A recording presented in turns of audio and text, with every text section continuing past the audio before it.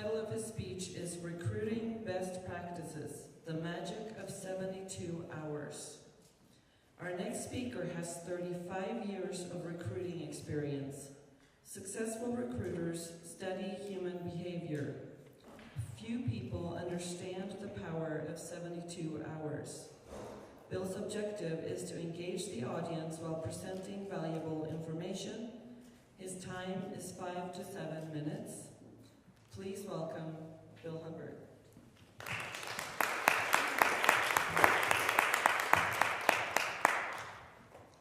3 weeks ago, I was in Rockford, Illinois, speaking to the Rockford area SHRM Fall Conference. And SHRM is a Society for Human Resource Management. At that conference, right at the beginning of my talk, I asked the following question, and I will ask that of all of you. How many of you love recruiting? Raise your hand. Wow, we had 2 people here, and out of an entire room this size in Rockford, Illinois, there were none. Now, there's one reason why I've been a recruiter since 1981. It's because I love to recruit. And think about this for a minute. Where else can you make the impact in companies and the company performance by recruiting the top talent to that company? And at the same time, make a difference in people's lives, those candidates. Recruiting is the best job in corporate America, and it's the one most people hate. What I discovered is that people don't understand human behavior well enough and don't study it well enough to be effective recruiters. Over the years, I've studied different aspects, and one of those is memory. And how important is memory to recruiting? Well, as it turns out, it's hugely important. And the reason is, the studies that I've read show that within 72 hours, people forget 40 to 95% of the soft information that's presented during an interview. Think of that. 40 to 95%. They'll remember salary, they'll remember hours, they'll remember all the hard details. But they forget, why am I here? Why is this an exciting place? Why is this a place that I want to work? 72 hours later, they've already started to forget those things. People choose to leave their companies because of emotional feelings, not because of rational feelings. Recruiting is a sales process.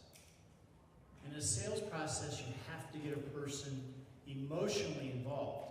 And if you do that, then you're going to be much more successful. So what happens when a manager interviews a candidate and then waits a week to get back to that candidate? What's the candidate thinking? Wow, are they really interested in me or not? Is this a company that I really want to work for? Have they found somebody else? Let me ask you a question. Validate this for yourself. If you're on the receiving end, you've extended an offer to a candidate, the candidate says to you, wow, this is exciting, I'm ready to get started. How do you feel? You're excited. What if they say to you, can I have a week to think about it? How do you feel? Are you excited? Not so much. 72 hours. 72 hours can make such a huge difference in a recruiting effort. Part of the reason that I started this speech was I have a current client. And I interviewed a candidate on the 28th of November. Didn't hear any feedback, didn't hear any feedback. Interviewed another one November 1st. Didn't hear any feedback, didn't hear any feedback. I'm a recruiter guy. I have a problem with that because I know about the 72 hours. Interviewed another one on November 2nd. The one on November 1st and November 2nd were two really well-qualified candidates. Yesterday, I finally had the meeting.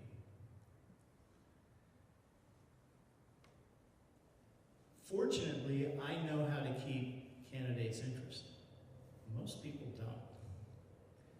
72 hours is the amount of time that you have to keep that person's interest.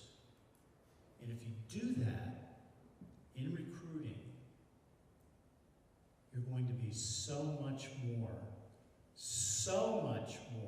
successful in attracting the top performers, and those are the ones that you want to attract. So go back to my beginning.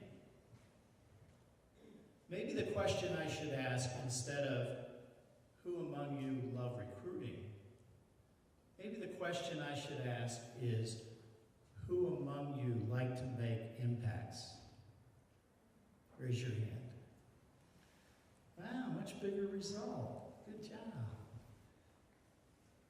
So remember the rule of 72 hours, and not only will you be more successful in recruiting, you will also be more successful in any types of sales that you go about trying to accomplish.